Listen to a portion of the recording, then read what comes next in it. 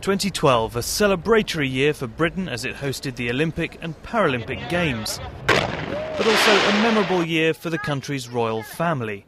This year, Queen Elizabeth II marked her 60th year on the throne in style, with 4 days of Jubilee celebrations at the beginning of June.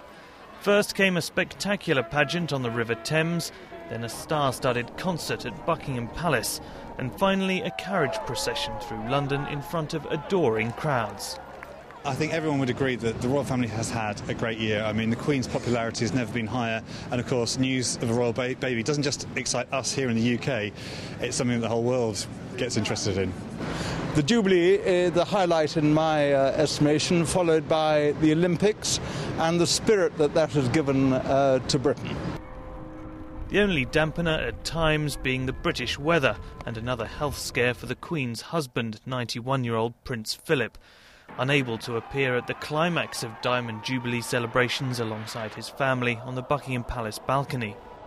While the Queen and her consort embarked on a tour of the United Kingdom, other members of the royal family travelled to the 4 corners of the Commonwealth. The upbeat mood helped boost the popularity of the monarch and the rest of the royal family to their highest levels for decades after a difficult time in the 1990s. A reminder that public support can go down as well as up. Depends so much on the personal popularity of whoever's prominent in the royal family at the moment. They're lucky enough to have William and Kate at the moment, and everyone loves William and Kate, and a lot of sympathy for her about her pregnancy.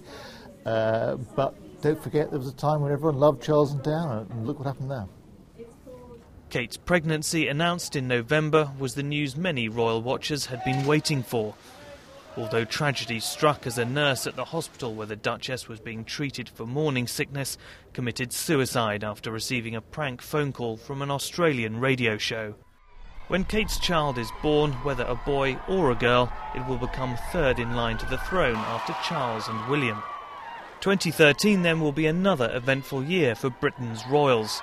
As for the Queen, the palace has said she will never abdicate, but is likely instead to allow the younger royals to take on more of her duties.